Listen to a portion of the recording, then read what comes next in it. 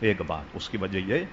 کہ جو واجب ہے وہ خون بہانا ہی واجب، یعنی جانور ذبح کرنا، اس کا نعم البدل کچھ نہیں۔ ہاں کب نعم البدل ہے؟ کہ جیسے آپ مسافر تھے، مسافر پہ قربانی واجب نہیں،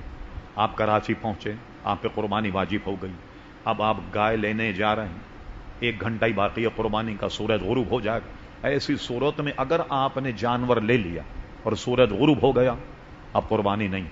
جانور کو صدقہ کر دیں۔ اور اگر آپ جانور لینے گئے اور سورج غروب ہو گیا تیسرے دن کا، اب اس پیسے کا صدقہ کریں گے آپ۔ ان صورت میں صدقہ ہے، مگر جس نے قربانی کا ایام پالی اس کو قربان ہی کرنی ہوگی، بلکہ سرکار فرماتے ہیں جس پہ قربانی واجب وہ اگر قربانی نہ کرے تو ایسا شخص ہماری عیدگاہ سے نکل جائے، سمجھ گئے نا؟ تو واجب ہے یہ قربانی، قربانی ہی کرنی ہوگی، اس کا کوئی دوسرا نعم البدل نہیں۔ ہاں اصل مسئلہ یہ ہے،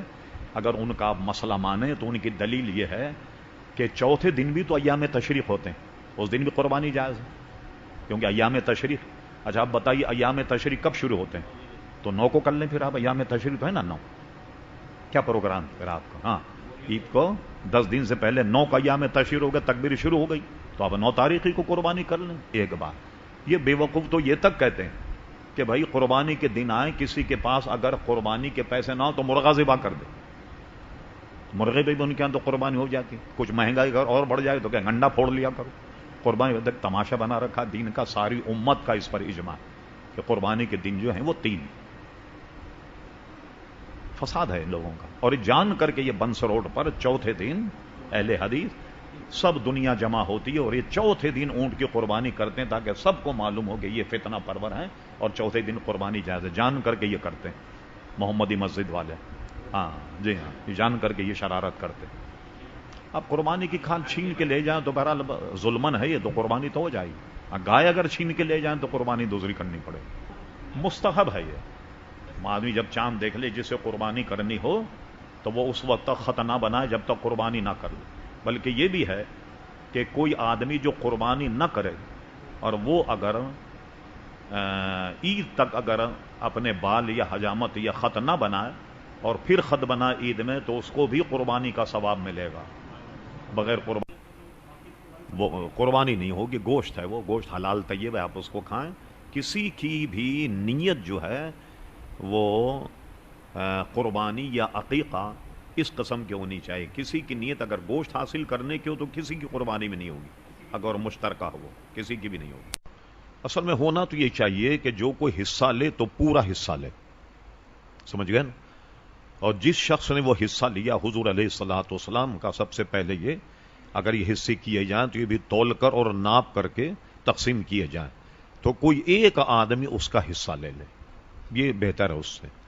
اور گوشت بھی تول کر کے دیا جائے، یہ ایک عام طریقے سے ہوتا ہے۔ لیکن مفتی محمد وقار الدین صاحب رحمۃ اللہ علیہ نے اپنی کتاب وقار الفتاوی میں یہ مسئلہ لکھا، چونکہ بہت ناپ تول کر کے تقسیم کرنا آپ دیکھیں ذرا ممکن نہیں ہوتا، بظاہر ہو تو سکتا ہے، ناممکن نہیں، بظاہر ذرا مشکل کام۔ تو مفتی صاحب نے یہ فرمایا کہ 7 اگر شرکا ہوں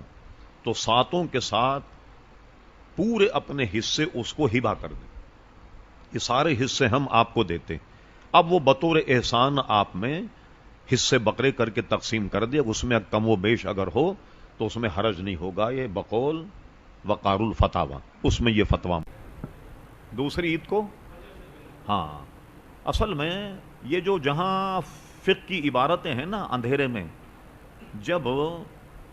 اصل وقت تو قربانی کا 10 تاریخ کو صبح صادق سے شروع ہو گیا۔ اب اس میں چند مسائل یہ، مثلاً دیہات میں جہاں جمعہ یا عید کی نماز نہیں ہوتی تو صبح صادق کے بعد قربانی وہاں ہو جائے گی، اور جہاں شہر ہو جہاں عید کی نماز پڑھی جاتی تو پوری کراچی میں سب سے پہلے اگر کہیں عید کی نماز ہو گئی اور آپ نے قربانی کر لی، آپ کے محلے میں عید کی نماز نہیں ہوئی تب بھی آپ کی قربانی ہو جائے گی۔ اور اب چونکہ یہ وقت جو ہے صبح صادق سے لے کر کے 10 11 12 تاریخ کے غروب آفتاب تک یہ وقت ہے، تو اگر آپ دوسرے دن رات میں قربانی کریں تو کوئی حرج نہیں. جہاں ممانعت لکھی ہے کہ فقہا نے اندھیرے میں جانور ذبح کرنے سے منع کیا یا مکروہ لکھا، اس میں حکمت یہ ہے کہ اس زمانے میں ایسی روشنی، ایسے اجالے نہیں تھے.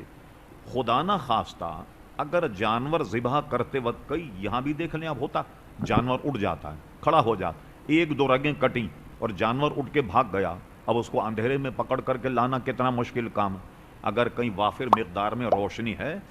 ذبح کی سہولت ہے، سب دیکھ رہے ہیں، تو جانور کو اگر ذبح کیا جائے اندھیرے میں تو قربانی ہو جائے گی. بلکہ دوسرے دن ساری قربانی اندھیرے میں ہوتی، اذان سے پہلے اور اذان کے بعد میں صبح صادق تک تو لوگ فارغ بھی ہو جاتے ہیں قربانیوں سے، تو دوسرے دن میں کوئی حرج نہیں.